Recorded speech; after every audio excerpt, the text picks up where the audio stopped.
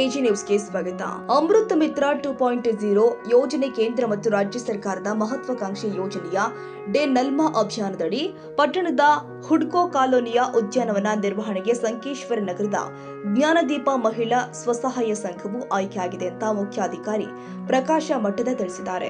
ಶುಕ್ರವಾರ ಪಟ್ಟಣದ ಹುಡ್ಕೋ ಕಾಲೋನಿಯ ಸಾರ್ವಜನಿಕ ಉದ್ಯಾನವನ ನಿರ್ವಹಣೆ ಕಾರ್ಯದಲ್ಲಿ ಸಸಿಗೆ ನೀರುಣಿಸೋದ್ರ ಮೂಲಕ ಕಾರ್ಯಕ್ರಮಕ್ಕೆ ಚಾಲನೆ ಕೊಟ್ಟು ಪ್ರಕಾಶ ಮಠದ ಮಾತನಾಡಿ, ಮಹಿಳಾ ಸ್ವಸಹಾಯ ಗುಂಪುಗಳಿಗೆ ಆರ್ಥಿಕವಾಗಿ ಸದೃಢವಾಗಲು ಈ ಯೋಜನೆಯು ಸಹಕಾರವಾಗಲಿದ್ದು, ಉದ್ಯಾನವನಗಳನ್ನ ನಿರ್ವಹಣೆಯಿಂದ ಹಸಿರೀಕರಣ ಹೆಚ್ಚಾಗಲಿದ್ದು, ಸಾರ್ವಜನಿಕರಿಗೆ ಅನುಕೂಲವಾಗಲಿದೆ ಎಂದಿದ್ದಾರೆ. ಮಾಡುವಂಥ ಚಟುವಟಿಕೆಗಳಿಗೆ ಯಾವ್ಯಾವ ಚಟುವಟಿಕೆ ಇರ್ತಲ್ಲ ಆ ಚಟುವಟಿಕೆಗಳನ್ನ ಸಂಪೂರ್ಣ ಈ ಪ್ರದೇಶದ ಎಲ್ಲ ಸಾರ್ವಜನಿಕರನ್ನು ಒಳಗೊಂಡು ಮತ್ತು ಈ ಉದ್ಯಾನವನವನ್ನು ನಿರ್ವಹಣೆ ಮಾಡಬೇಕು. ಹಸಿರಿದ್ರೆ ಉಸಿರತ್ತ ಗಾದೆ ಮಾತಿನ ಥರ ತಾವೆಲ್ಲರೂ ಈ ಉದ್ಯಾನವನ ಸರಿಯಾಗಿ ನಿರ್ವಹಣೆ ಮಾಡಲು ಶ್ರಮಿಸುತ್ತಾರೆ ಅಂತ ಭಾವಿಸಿ ಇವತ್ತಿನ ಈ ನಿರ್ವಹಣೆ ಉದ್ಘಾಟನೆ ಕರೆದವರಿಗೆ ಧನ್ಯವಾದ ಹೇಳ್ತಾ ನನ್ನ ಎರಡು ಮಾತುಗಳನ್ನು ಮುಗಿಸ್ತೀನಿ. ಈ ಸಂದರ್ಭದಲ್ಲಿ ಸಮುದಾಯ ಸಂಘಟನೆ ಅಧಿಕಾರಿ ಸಪ್ನಾ ಕುಡಬಾಳೆ, ಮಹಿಳಾ ಸ್ವಸಹಾಯ ಸಂಘದ ಮಾಧವಿ ಉಂಡಾಳೆ ಸೇರಿ ಅನೇಕ ಸದಸ್ಯರು ಹಾಜರಿದ್ದರು.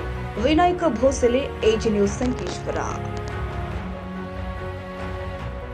ಕನ್ನಡಿಗರ ಮೆಚ್ಚಿನ ನಿಮ್ಮ ಎಜೆ 24/7 ನ್ಯೂಸ್ ಕನ್ನಡ ವಾಹಿನಿ ಇದೀಗ ಟಿವಿಯಲ್ಲಿ ಲಭ್ಯ.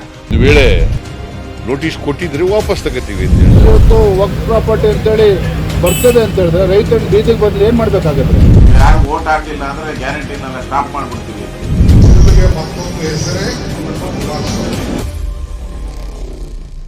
ಕರ್ನಾಟಕ ಮತ್ತು ದೇಶ ವಿದೇಶ 360 ಡಿಗ್ರಿ ಸುದ್ದಿ ಹಾಗೂ ಉತ್ತರ ಕರ್ನಾಟಕ, ಬೆಳಗಾವಿ, ಬಾಗಲಕೋಟೆ, ಧಾರವಾಡ, ಹಾವೇರಿ, ಗದಗ, ಬಿಜಾಪುರ ಜಿಲ್ಲೆಯ ಕ್ಷಣ ಕ್ಷಣದ ವಿವರವನ್ನ ಪಡೆಯುವುದಕ್ಕೆ ಎಜೆ 24/7 ನ್ಯೂಸ್ ಕನ್ನಡ ವಾಹಿನಿಯನ್ನ ಲೈಕ್ ಮಾಡಿ, ವಿಡಿಯೋಗಳನ್ನ ಶೇರ್ ಮಾಡಿ, ಕಮೆಂಟ್ ಮಾಡುವ ಮೂಲಕ ನಮ್ಮ ವಾಹಿನಿಗೆ ಸಹಕಾರ ನೀಡಿ ಮತ್ತು ಚಾನೆಲ್ ಅನ್ನ ಸಬ್ಸ್ಕ್ರೈಬ್ ಮಾಡಿ.